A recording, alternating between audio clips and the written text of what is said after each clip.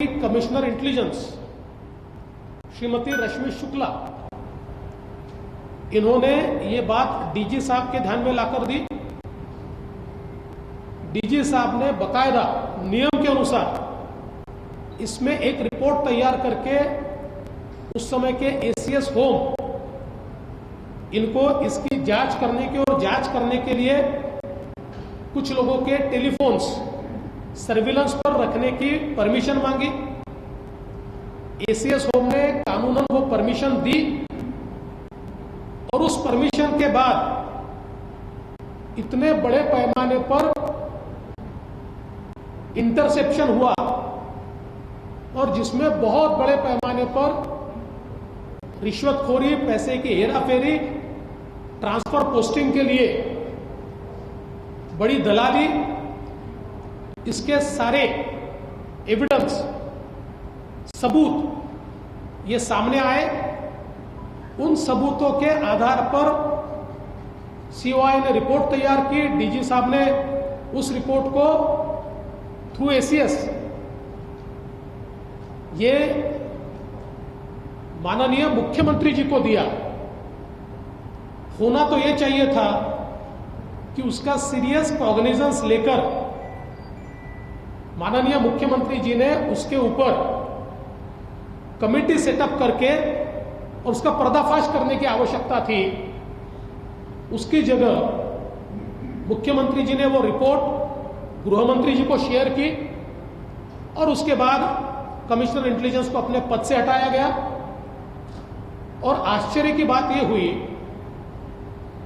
कि डीजी के ऊपर, सुबोध जायसवाल जी के ऊपर यह दबाव बनाया गया कि जिनके नाम उस पूरे दलाली के रैकेट में बार बार आते हैं, ऐसे कई अफसरों को उसी जगह पर जहां दलालों के इंटरसेप्शन में उनको देने की बात कही गई है, वहीं पर उनको पोस्टिंग देने की बात कही गई और जिसको डीजी सुबोध जायसवाल जी ने विरोध किया। और जब ये बातें नहीं मानी जा रही है और उनको वहीं पर पोस्टिंग दिया जा रहा है, ये ध्यान में आया तो सुबोध जायसवाल जी सेंट्रल डेपुटेशन पर सीआईएसएफ में चले गए। अभी तो सीओआई भी उस समय की सेंट्रल डेपुटेशन में चली गई है, लेकिन उस समय अगर ये रिश्वतखोरी, दलाली अगर रोकी जाती और कार्रवाई होती तो आज की यह परिस्थिति हमको देखने को नहीं मिलती। और वो रिपोर्ट अभी भी सरकार के पास मौजूद है।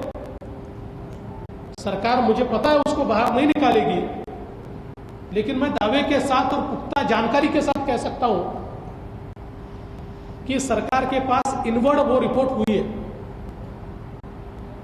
आज मैंने माननीय पवार साहब की प्रेस कॉन्फ्रेंस भी देखी और इस सरकार को बचाने की जिम्मेदारी ये पवार साहब ने अपने कंधे पर ली है। इस सरकार को मैन्युफैक्चर ही पवार साहब ने किया है और इसलिए वो ये मानते हैं कि उनकी जिम्मेदारी है कि उनका जो प्रोडक्ट है उसको वो सेफगार्ड करे। और इसीलिए माननीय पवार साहब ने आज जो बातें अपनी प्रेस में कही, मुझे लगता है कि कुछ बातें महाभारत में नरोवा कुंजरोवा,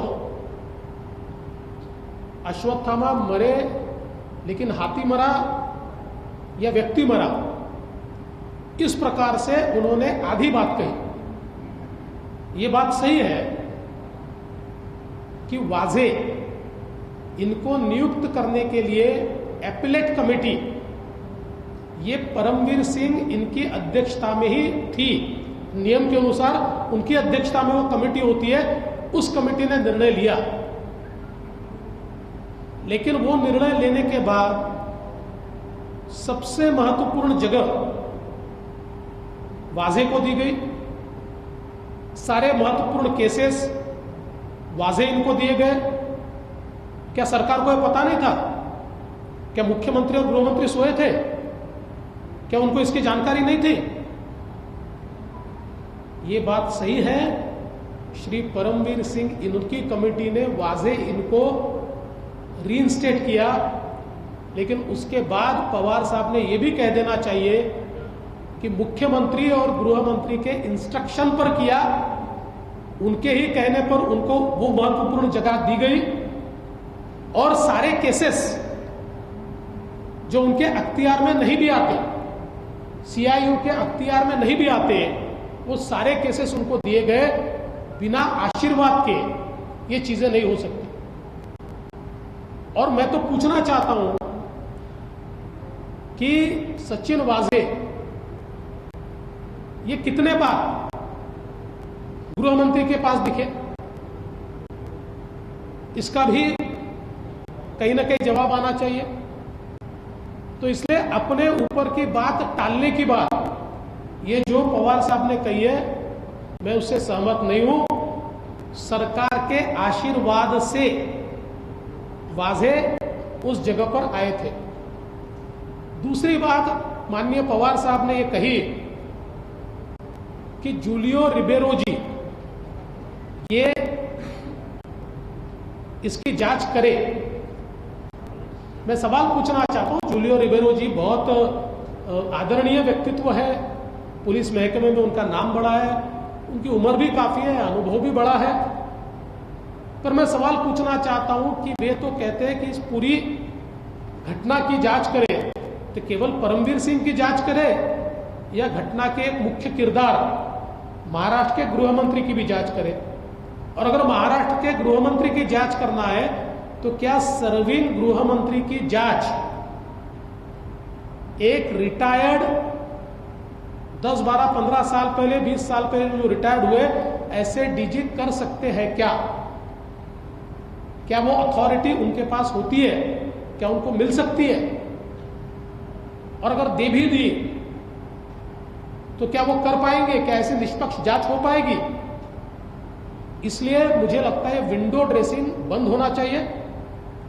अगर पवार साहब को लगता है, क्योंकि पवार साहब का पहला स्टेटमेंट बहुत महत्व का था, उन्होंने कहा यह बहुत गंभीर आरोप है, अगर आरोप गंभीर है तो सबसे पहले गृह मंत्री को उनके पद से हटाया जाना चाहिए और उसके बाद इस प्रकार की जांच होनी चाहिए। हमारा तो कहना है, वैसे तो जांच सेंट्रल एजेंसीज ने की जानी चाहिए, लेकिन अगर आपको नहीं है विश्वास तो कोर्ट मॉनिटर्ड कीजिए, कोर्ट मॉनिटर्ड इंक्वायरी, ये इसमें सॉल्यूशन है।